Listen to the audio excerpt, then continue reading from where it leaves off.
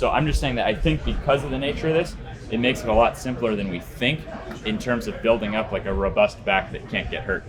And I do think that you then need the other way. So in the sense of, so I think you need what we just did, meaning that the back can relax. So I like at the bottom sometimes to kind of flex the abs. This one even gets in the way a little bit. And it's interesting that even like a cheaper back extension almost works better. And then again, if you just squeeze the glute, well now you're under tension right here. So you're gonna rebalance. And then an underrated aspect to this machine is letting most people, and if they even do a few sets, they'll be sore.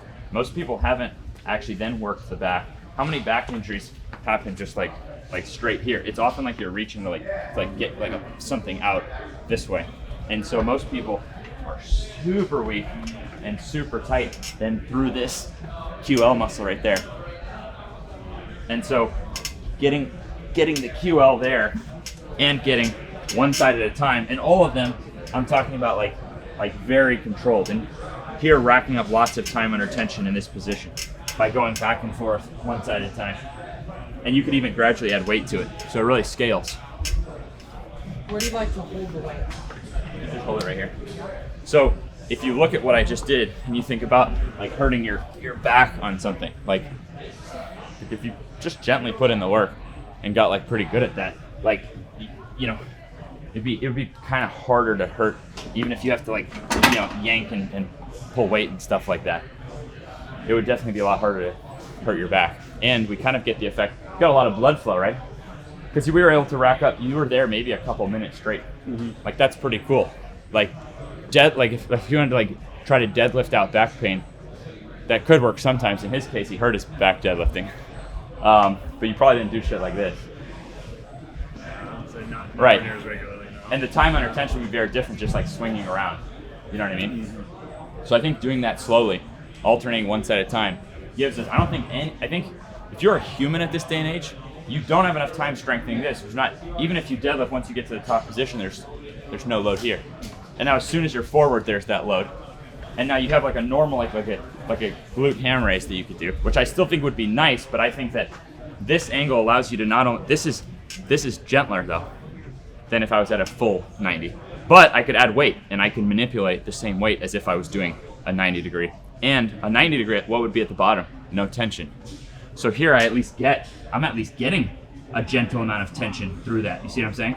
So I'm getting a gentle amount of tension in that flex position, and now the extended position, able to easily balance sides. And from the same piece, and I have one of these, like the one I use in my videos is like $75, but I think you can get probably a good one for like $150. And now I'm able to get right into that QL as well.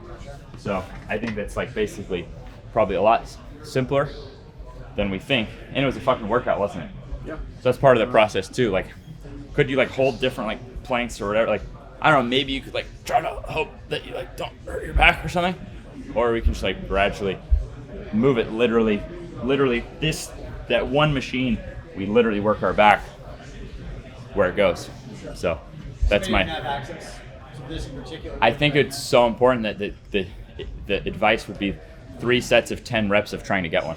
Okay. like, but I think it's also a mistake on my part sometimes of spending so much time trying to find an alternative rather than just making it clear how important it is to get something. I think that I've made a step backward by trying to find, like, spending too much time finding alternatives to sleds rather than just continuing to push how important it is to get turf and a sled, you know what I mean? And how great were those push sleds, you know what I mean?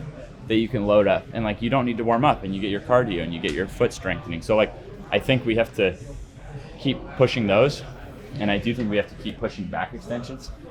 My point is only that like someone could easily make $1 million business just on a very basic, like well-built, comfortable back extension. And you don't have, this thing could support like tons of weight and stuff, but we're not doing, like that's not necessarily the purpose of that, you know what I mean? So I think someone could make, and that's why the one that I think works best is Valor Fitness. It's like yeah.